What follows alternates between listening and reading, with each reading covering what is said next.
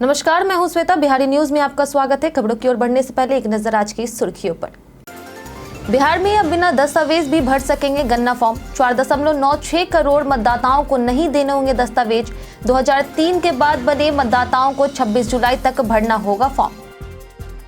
शिक्षा विभाग ने मिड डे मील के लिए जारी की नई गाइडलाइन। बरसात में बैगन, भिंडी जैसे सब्जी पर लगी रोक। अब बच्चों को भोजन देने से पहले शिक्षक खुद चखेंगे खाना। गोपाल खेमका मामले पर बोले चश्मदीद कारोबारी अंकित चौधरी। बताया कुछ ही सेकंड में अपराधी ने दिया घटना को अंजाम। मामले की जांच में जुटी जांच एजेंसी। बिहार में शुरू हुई एक प्रखंड एक उत्पाद योजना। अब हर प्रखंड से होगा एक खास उत्पाद का चयन। बिहार सरकार की नई योजना से व्यवसायियों को होगा लाभ। बिहार के वैभव ने बनाया रिकॉर्ड। बीसीए अध्यक्ष ने वैभव सूर्यवंशी की ऐतिहासिक पारी को सराहा। कहा वैभव ने भारत और बिहार का नाम रोशन किया है। चलिए अब बढ़ते हैं शाम तक की बड़ी खबरों की ओर विस्तार से। बिहार में अब बिना दस्तावेज भी भर सकेंगे गन्ना फॉर्म। बिहार में मतदाता सूची के विशेष गहन पुनरीक्षण अभियान के तहत अब बिना दस्तावेज के भी गन्ना फॉर्म जमा किया जा सकता है। चुनाव आयोग ने यह व्यवस्था करते हुए कहा है कि ऐसा करने वाले मतदाताओं का नाम प्रारूप मतदाता सूची में शामिल कर लिया जाएगा। सत्यापन के लिए बाद में बीएलओ दस्तावेज लेंगे। 2003 के बाद मतदाता बने लोगों को 26 जुलाई तक गन्ना फॉर्म भरकर फोटो और हस्ताक्षर सहित बीएलओ को जमा करना होगा। वहीं बीएलओ इन्हें तुरंत ऑनलाइन अपलोड करेंगे। राज्य के 7.90 करोड़ मतदाताओं में से 4.96 करोड़ को दस्तावेज देने की जरूरत नहीं है। बाकी 3 करोड़ मतदाताओं में विशेष सर्वेक्षण के दौरान दस्तावेज लिए जाएंगे। वहीं मुख्य निर्वाचन पदाधिकारी विनोद सिंह गुंजियाल ने इसे मतदाताओं के लिए राहत भरा कदम बताया है। गोपाल खेमका मामले पर बोले चश्मदीद कारोबारी अंकित चौधरी। पटना में कारोबारी गोपाल खेमका की संदिग्ध घटना से इलाके में सनसनी फैल गई है। इस घटना के चश्मदीद रहे सीमेंट कारोबारी अंकित चौधरी और उनकी पत्नी उस वक्त मौके पर मौजूद थे। दरअसल अंकित अपनी पत्नी के साथ एक होटल से लौट रहे थे और उनकी गाड़ी गोपाल खेमका की कार के ठीक पीछे थी। वे दोनों काटालुका निवास के गेट खुलने का इंतजार कर रहे थे। तभी अचानक एक व्यक्ति आया, घटना को अंजाम दिया और कुछ ही सेकंड में घटनास्थल से चला गया। अंकित चौधरी ने तुरंत स्थिति को समझते हुए गोपाल खेमका के बेटे डॉक्टर गौरव को जानकारी दी और उन्हें लेकर के अस्पताल पहुंचे। वहीं अंकित ने बताया कि सब कुछ इतने जल्दी हुआ कि पहले कुछ भी समझ नहीं आया। फिलहाल जांच एजेंसियां मामले की गहराई से पड़ताल कर रही। बीसीए अध्यक्ष ने वैभव सूर्यवंशी की ऐतिहासिक पारी को सराहा। बिहार क्रिकेट एसोसिएशन के अध्यक्ष राकेश तिवारी ने 14 वर्षीय बल्लेबाज वैभव सूर्यवंशी की ऐतिहासिक पारी की सराहना करते हुए कहा कि उन्होंने बिहार और भारत दोनों को गौरवान्वित किया है। इंग्लैंड के खिलाफ अंडर 19 चौथे वनडे में वैभव ने मात्र 52 गेंदों में शतक जड़कर यूथ वनडे क्रिकेट में सबसे तेज शतक का विश्व रिकॉर्ड बनाया। बीसीए अध्यक्ष ने इसे वैभव के लंबे क्रिकेट करियर की शुरुआत बताया है। बाएं हाथ के इस बल्लेबाज ने 78 गेंदों में 143 रन बनाए, जिसमें 13 चौके और 10 छक्के शामिल थे। उन्होंने पाकिस्तान के कामरान गुलाम का रिकॉर्ड तोड़ा। वैभव इस सीरीज में सर्वाधिक रन बनाने वाले खिलाड़ी हैं, जिन्होंने 4 मैचों में 80.50 की औसत और 198.76 की स्ट्राइक रेट से 322 रन बनाए हैं। वहीं बीसीए ने उनके प्रदर्शन को बिहार क्रिकेट के लिए ऐतिहासिक बताया है। गंगा का जलस्तर तेजी से बढ़ा, प्रशासन अलर्ट पर। गंगा नदी का जलस्तर इस साल तेजी से बढ़ रहा है। बक्सर में गंगा 93.40 मीटर पर बह रही है, जो पिछले साल की तुलना में 5 मीटर अधिक है। पटना के दीघा में जलस्तर 46.13 मीटर और गांधी घाट पर 45.11 मीटर दर्ज हुआ है, जो क्रमशः पिछले साल से लगभग 2 मीटर ज्यादा है। हर घंटे 2 सेंटीमीटर की दर से जलस्तर बढ़ रहा। दीघा, गांधी घाट, हाथीदह, मुंगेर, भागलपुर और कहलगांव में पानी तेजी से फैल रहा, खासकर दियारा इलाकों में। वहीं कोसी गंडक, बूढ़ी गंडक, बागमती और घाघरा नदियों का जलस्तर भी नेपाल में बारिश के कारण तेजी से बढ़ रहा। वहीं गंडक नदी गोपालगंज में चेतावनी स्तर पार कर चुकी है, जबकि कोसी सुपौल में खतरे के करीब है। प्रशासन ने एहतियाती कदम बढ़ाने की शुरुआत की है। 94% मतदाताओं तक पहुंची टीम। 1.04 करोड़ ने भरा फॉर्म। बिहार में मतदाता सूची के विशेष गहन पुनरीक्षण अभियान के तहत अब तक 1,04,16,000 545 गणना फॉर्म चुनाव आयोग को प्राप्त हुए हैं, जो कुल 7.90 करोड़ मतदाताओं का 13.19% है। अब तक 93.57% यानी 7.38 करोड़ फॉर्म वितरित हो चुके हैं। 77,895 BLO घर घर जाकर के मतदाताओं की सहायता कर रहे हैं। वहीं 20,603 अतिरिक्त BLO की नियुक्ति की जा रही। आयोग ने ECI NET ऐप पोर्टल पर फॉर्म डाउनलोड और अपलोड की सुविधा भी दी है। वहीं वरिष्ठ नागरिक, दिव्यांगों और बीमार लोगों की मदद के लिए 4 लाख स्वयंसेवक लगाए गए हैं। 1.54 लाख BLA, 243 ERO, 963 AERO और सभी 38 जिला निर्वाचन पदाधिकारी अभियान में शामिल हैं। आयोग ने पारदर्शिता के साथ तय समय सीमा में कार्य पूरा करने का भरोसा जताया है। शिक्षा विभाग ने मिड डे मील के लिए जारी की नई गाइडलाइन। बिहार के सरकारी स्कूलों में कक्षा 1 से 8 तक के बच्चों को मिलने वाले मध्याह्न भोजन में अब वर्षा ऋतु के दौरान बैगन, भिंडी, साग और पत्ता गोभी नहीं दी जाएगी। शिक्षा विभाग के मध्याह्न भोजन योजना निदेशालय ने इन सब्जियों के उपयोग पर रोक लगाते हुए कहा कि केवल ताजी और स्थानीय हरी सब्जियां ही प्रयोग में लिए जाएंगे। सभी जिला शिक्षा और कार्यक्रम पदाधिकारियों को निर्देश दिया गया है कि भोजन की स्वच्छता पर विशेष ध्यान दिया जाए। प्रधानाध्यापक और शिक्षक भोजन चक्कर ही बच्चों को देंगे। चावल, दाल, तेल, मसाला जैसी सामग्री की गुणवत्ता सुनिश्चित कर ही उपयोग करें और केवल डिब्बा बंद मसाले, तेल का प्रयोग हो।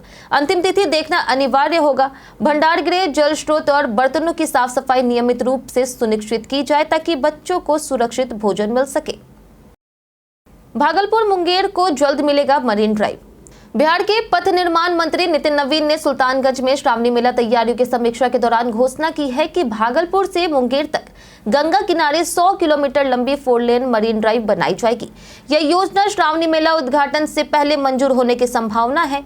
इस परियोजना से यातायात, पर्यटन और स्थानीय व्यापार को बढ़ावा मिलेगा। अजगैबीनाथ को अंतर्राष्ट्रीय स्तर पर विकसित किया जा रहा, घाटों को पक्का किया जा रहा और गंगा रिवर फ्रंट का कार्य तेजी से चल रहा। वहीं सुल्तानगंज में एयरपोर्ट और अगुवानी सुल्तानगंज गंगा पुल परियोजनाओं पर भी काम जारी है। यह संपूर्ण पहल भागलपुर मुंगेर क्षेत्र के विकास में मील का पत्थर साबित होगी। बिहार में शुरू हुई एक प्रखंड एक उत्पाद योजना। बिहार सरकार ने एक प्रखंड एक उत्पाद योजना की शुरुआत की है, जिसके तहत राज्य के हर प्रखंड से एक विशिष्ट उत्पाद की पहचान की जाएगी। यह उत्पाद कृषि, वस्त्र, चर्म, कला, शिल्प, व्यापार या फिर उद्यम से संबंधित हो सकते हैं। उद्योग विभाग ने सभी जिला महाप्रबंधकों को 10 दिनों के भीतर इन उत्पादों की विस्तृत रिपोर्ट भेजने का निर्देश दिया गया है। इसे जानकारी के आधार पर कार्य योजना तैयार कर उसे लागू किया जाएगा। इस पहल का उद्देश्य हर प्रखंड के विशिष्ट पहचान को सामने लाना और उत्पादों को वैश्विक स्तर पर पहचान दिलाना है। यह योजना भारत सरकार की 1 जुलाई एक उत्पाद की परिकल्पना पर आधारित है। उद्योग मंत्री नीतीश मिश्रा ने बताया कि इससे प्रखंडों को एक नई पहचान, बड़े बाजार की सुविधा मिल सकेगी। ब्लैक स्पॉट सुधार में लापरवाही, रोजाना बढ़ रहे हादसे। बिहार में सड़कों के ब्लैक स्पॉट की मरम्मत की प्रक्रिया धीमी है, जिससे सड़क दुर्घटनाओं में कमी नहीं आ रही। NHAI ने राज्य में 449 ब्लैक स्पॉट चिन्हित किए हैं, लेकिन इनमें से केवल 59 स्थानों पर ही वृद्ध काम हुआ है, जबकि 68 पर कार्य जारी है। बाकी पर अब तक कोई ठोस समाधान नहीं हुआ। वहीं पथ निर्माण विभाग ने 2022 में 84 और 2023 में 88 ब्लैक स्पॉट पहचाने हैं, जिनमें से अधिकतर को सुधार में लिया गया है। क्रैश बैरियर, साइन बोर्ड और अंडरपास जैसे दीर्घकालिक उपयोगों में लापरवाही सामने आई है। वहीं सड़क संधि स्थलों, पुल, पुलिया और तकनीकी खामियों के कारण भी दुर्घटनाएं हो रही। सुप्रीम कोर्ट के निर्देश के बावजूद क्रैश बैरियर की व्यवस्था अधूरी है, जिससे सड़क सुरक्षा प्रभावित हो रही।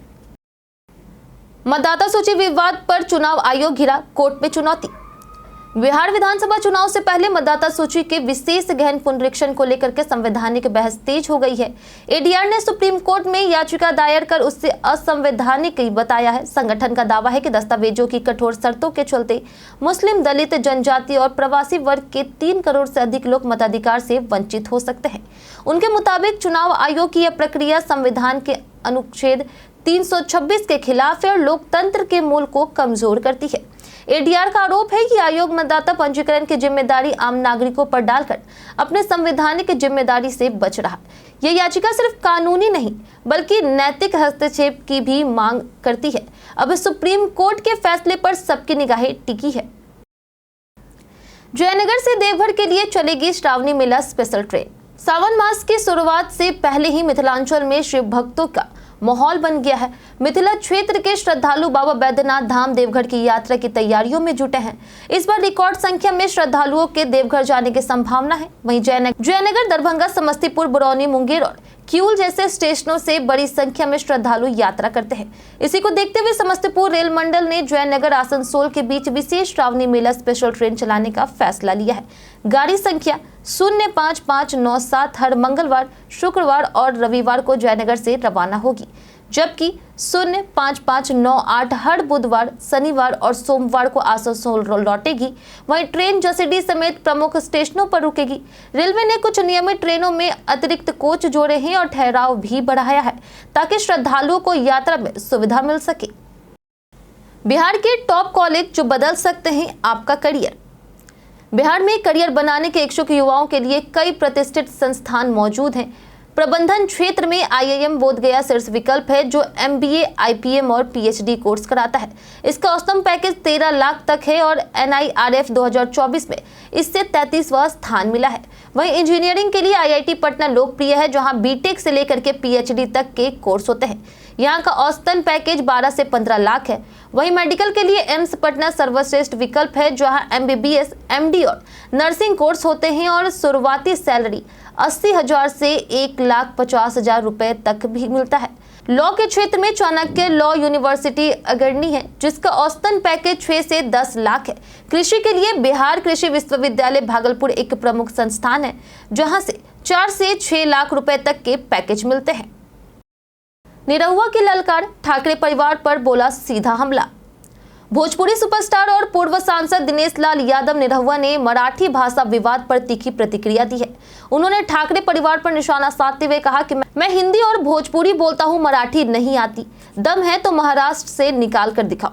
यह बयान उस वक्त आया जब राज और उद्धव ठाकरे ने आवाज मराठीचा कार्यक्रम में मराठी अस्मिता की बात उठाई और हिंदी भाषियों पर परोक्ष कटाक्ष किया। पत्रकार अवधेश कुमार ने भी ठाकरे भाइयों की आलोचना करते हुए कहा कि वे मराठी भाषा को राजनीति का हथियार बना रहे हैं। निरहुआ का बयान सोशल मीडिया पर वायरल हो गया है। हिंदी भाषी समाज से उन्हें व्यापक समर्थन मिला, जबकि कुछ मराठी संगठनों ने इसे भड़काऊ बताया है। यह विवाद एक बार फिर महाराष्ट्र की क्षेत्रीय राजनीति बनाम हिंदी भाषी अस्मिता की बहस को हवा दे रहा। पशुपति पारस और हेमंत सोरेन जल्द होंगे महागठबंधन में शामिल। बिहार चुनाव से पहले महागठबंधन में नए दलों के शामिल होने की संभावनाएं तेज हो गई है। रालोसपा प्रमुख पशुपति पारस और झारखंड के मुख्यमंत्री हेमंत सोरेन की पार्टी झारखंड मुक्ति मोर्चा जल्द ही महागठबंधन का हिस्सा बन सकती है। राजद नेता तेजस्वी यादव ने रामविलास पासवान की जयंती पर आयोजित कार्यक्रम में इसकी जानकारी दी। तेजस्वी ने कहा कि धर्मनिरपेक्षता और समाजवाद के मुद्दे पर पारस ने महागठबंधन में आने की इच्छा जताई है और प्रस्ताव को सभी घटक दलों के सामने रखा है। उन्होंने हेमंत सोरेन से भी इस मुद्दे पर बातचीत की है। पहले से ही JMM और राजद झारखंड में मिलकर चुनाव लड़ चुके हैं। पारस की रालोसपा के NDA से अलग होने के बाद यह चर्चा लगातार चल रही थी। दोहरे शतक के साथ गिल ने बनाया टेस्ट इतिहास। शनिवार रात एजबेस्टन में खेले गए दूसरे टेस्ट के चौथे दिन भारत ने इंग्लैंड पर जीत की ओर मजबूत कदम बढ़ाया है। कप्तान शुभमन गिल की रिकॉर्ड 161 रनों की पारी और गेंदबाजों के शानदार प्रदर्शन की बदौलत भारत ने इंग्लैंड को 608 रनों का टारगेट दिया। गिल ने एक ही टेस्ट में दोहरा शतक 269 पर और एक शतक 161 जमाकर इतिहास रचा। भारत ने दूसरी पारी 427/6 पर घोषित की। जवाब में इंग्लैंड चौथे दिन स्टंप तक 3 विकेट में सिर्फ 72 रन बना सका। ओली पोप 24 और हैरी ब्रूक 16 रन पर नाबाद हैं। इंग्लैंड अभी भी 536 रन पीछे है। सिराज आकाशदीप ने शुरुआती 3 विकेट लेकर के इंग्लिश बल्लेबाजों को बैकफुट पर ला दिया। पहली पारी में भारत ने 587 और इंग्लैंड ने 407 रन बनाए थे। अब टीम इंडिया जीत से सिर्फ 7 विकेट दूर है। बीते दिन हमारे द्वारा पूछे गए सवाल का जवाब आप लोगों में से बहुत लोगों ने हमारे कमेंट बॉक्स सेक्शन में लिख कर दिया है। जिन्होंने हमारे द्वारा पूछे गए सवाल का जवाब दिया है उनके नाम है मनोज दास, रंजीत मिश्रा, संजीव कुमार, अनवर करीम खान, राजकिशोर महतो, सोनू कुमार, शिवेंद्र कुमार, अमरजीत यादव, जितेंद्र ठाकुर, दीपक कुमार, विवेक राय, सीताराम केसरी, कुणाल कुमार और अर्जुन राम। इसी के साथ बढ़ते हैं आज के सवाल की ओर और आज का सवाल है, क्या आपको लगता है कि भ्रष्टाचार पर लगाम लगाने में सरकार सफल रही है? आप अपना जवाब हमें हमारे कमेंट सेक्शन में लिखकर जरूर बताएं। आज के लिए इतना ही। बिहार के तमाम खबरों के साथ बने रहने के लिए देखते रहे बिहारी न्यूज। और अगर साथ ही आप यूट्यूब चैनल पर देख रहे हैं तो चैनल को सब्सक्राइब करें, और अगर आप फेसबुक पेज पर देख रहे हैं तो लाइक और फॉलो जरूर करें।